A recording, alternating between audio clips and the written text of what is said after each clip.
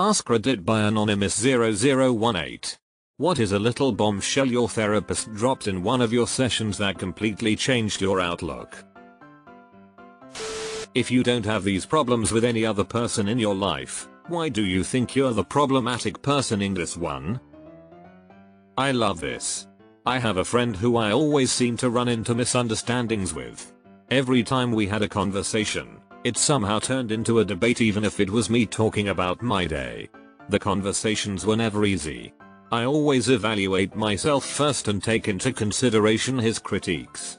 He was very good at convincing me that I was contradicting myself or wasn't good at communicating my thoughts. I never had this issue with anyone else in my life. I kept trying to figure out where the miscommunication was coming from. In the end, I just minimized contact and now I don't run into this issue. You can't control your emotions, but you can control what you do with them. At the time, I was a young adult who had learned zero healthy emotional regulation skills, only suppression and shaming, growing up, so this blew my mind. I had a therapist tell me feelings and facts, they're the reaction to facts. I've never forgotten that. Just because I reacted strongly to something doesn't alter the facts of what happened.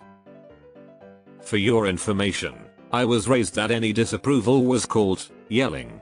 I was a terrible partner because any disagreement meant my sir was yelling at me. They weren't. It sounds to me like you are trying to convince yourself to stay with your girlfriend. I'm not so sure it should be so difficult. At the time he said this, I remember it was like he said the earth is flat. I thought he was crazy when he suggested relationships don't need to be difficult. But eventually I started to realize I was trying to change myself in order to stay with this person rather than just being who I am. It took me 3 more months to finally break up with her, but from that day on, I vowed to never again abandon myself just to be with someone I had convinced myself was better than me. I'm fortunate to be a student in my late 20s right now, and I got dumped from a 3-year relationship in Jan. I've had the time to reflect on the relationship and realized I did the exact same thing.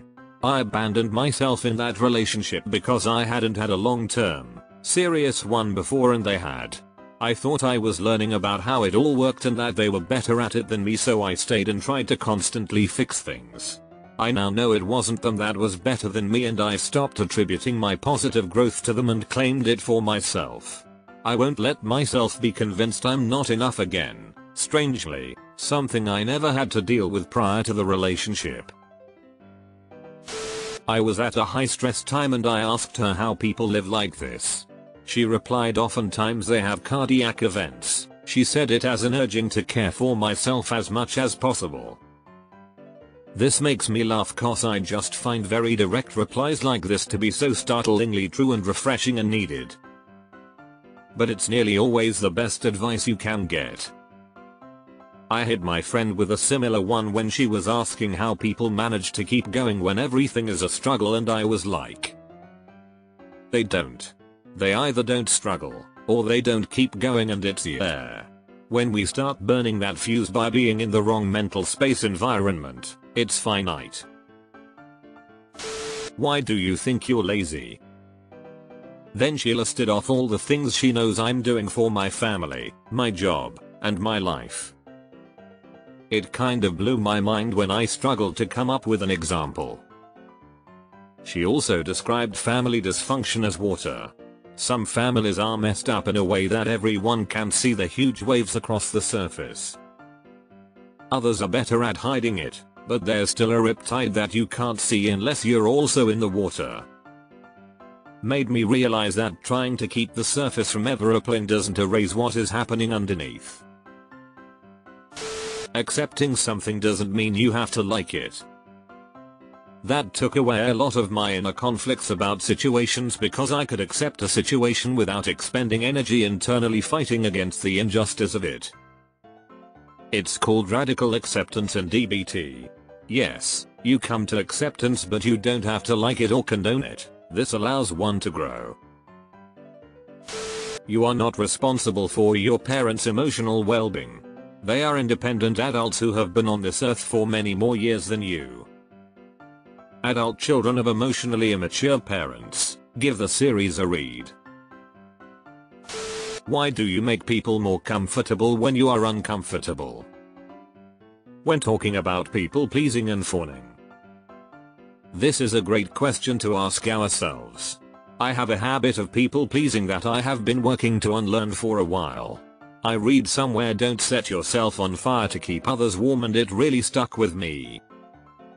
Edit. As far as I can tell, this quote is by Penny Reid, a writer who once wrote federal grants for biomedical research and now writes kissing books. I'm not quite sure what kissing books, as I haven't heard that term before, but I gather they are romance type novels. I told her I think I'm just a weak person. She drew a timeline of the last year on a whiteboard and asked me what significant things had happened.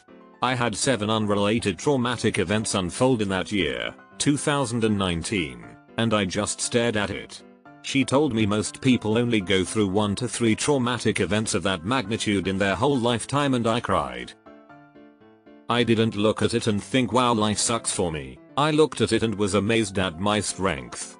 Life kept throwing horrors at me, and yet there I was sitting in therapy still fighting. I still doubt my strengths, but whenever I remember that moment, I realize I am made of steel. Stop trying to get everyone to agree when you need everyone to agree. The least agreeable person has all the power. Really changed my outlook on planning family events. Reminds me of the time a psychic told my mom that my late grandma was upset about something. My mom laughed and said my mom was the most stubborn woman on the planet. If she was here, she'd be upset about something. That my job career is just a way to make money. It's not my life or identity. Took a lot of pressure off me. The amount of people in this world that feel like their workplace has to match them perfectly is astounding. It is a place to get money. It is not a place where everyone has to think the way you think, act the way you act, believe the way you believe, or look the way you look. It is a place that pays you for doing what they need you to do. That's it. For context, I had a major B, seizures, strokes, and all around not a fun brain time when I was 28. You have to grieve the loss of yourself. Most people wanted me to go back to how I was. The fucked up truth is that part of my brain is dead. The person everyone, including myself, knew died. I needed to grieve the loss of myself. Big time advice for the disability community and people with severe chronic pain. We talk about it a lot in those subreddits. You always talk about not wanting to do to your daughters what your mom did to you. You worry about it so much in every interaction you have ever had with them. But your children are 19 and 21 now. They are happy and healthy, and they trust you because you've never abused them in any way. So I just want to validate for you that you really have broken that cycle of violence. You did that. And you should be proud of it. I'm proud of you for it. Validation is so powerful. My sister and I have spent hours validating each other once we realized that we rarely got it from our parents. We were both late 50s when we figured it out. Now I spread validation like fairy dust. That stuff is free, comes in all shapes and sizes, and allows people to grow like miracle grow does for flowers. Deleted. The fact that some of us have to pay someone to even feel like we're worthy and not a waste of breath, while some people are just walking around with major egos, totally a-holes, narcissistic, that think they are God's gift, is truly something. And I'm the formal. I was constantly bringing up how I felt like a completely different person after my mom died, like there was a remarked difference between before and after her death. But once she was asking about my hobbies, I got really into describing all the things I loved to do, or at least used to do, before I got into a deep depression. She was like, wow, you seem very passionate. And I just sat there like, well, I mean, I can't change what I like to do, they're still fun to do. And it's like she knew when to take a step back, cause it was like, wow, I may be super depressed about my mom passing, but I'm still me. I'm still my passions, and those don't go away. IDK. Maybe it only makes sense to be, but it really started getting me back on track. Am I the only one lurking in the comments for free therapy? Not me. Just a therapist looking for a new great idea. How was anger expressed in your household growing up? Were you allowed to show anger, at which point I realized I wasn't allowed to show any negative emotions whatsoever, especially not in reaction to negative emotions from my parents. I had to learn this one for myself over years of internalizing everything and hating myself. I wasn't allowed to angry or upset. I was yelled at if I stood up to my big brother's bullying. I was made to believe I had to be strong and independent, yet was punished for being too independent. It was like I couldn't win, and that led to self-hatred. As I got older and lived alone, I learned I could stand up for myself and how to actually do that. At first it was so hard and I felt bad for it, but when I reflected on why is it I feel bad I defended myself in that situation, I grew to love myself more, not beat myself up for everything, and become much happier. Your mom is never going to be the parent you want or need. So stop expecting her to be and being mad that she isn't. Also, people who are addicts tend to get frozen at the time they started abusing drugs or alcohol, because their focus is their addiction and not developing as a person. So a person who started drinking heavily at 13 and quit at 30 would behave a lot like a 13-year-old. My wife phrased the first one as, adjust your expectations of others based on what they are able to give instead of what you'd want them to give. It's fairer towards them. Your urge to self-harm is perhaps a desire to tell those around you something that you don't know how to articulate. I've told people in sessions, sometimes, it's like screaming without opening your mouth. Will worrying about it change the outcome? If the answer is yes, go ahead and worry about it. I suddenly realized that I couldn't think of a situation where the answer to that question was ever yes. Really short-circuited the worry cycle for me. It's the circle of concern, circle of influence thing. If you can't change the outcome, you have to accept it. Saved my sanity. Your mother was an absentee mother, so why would you think she would be anything other than an absentee grandmother to your child? It made me lower expectations of the type of relationship my child would have with my mom. So now she's the fun grandma on FaceTime that sends presents but never shows up, and I'm perfectly okay with that. Emotions are not bad, even the unpleasant ones.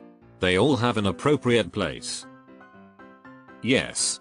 Mine said negative emotions are the brain's canary in a coal mine, a way to tip you off when something isn't right.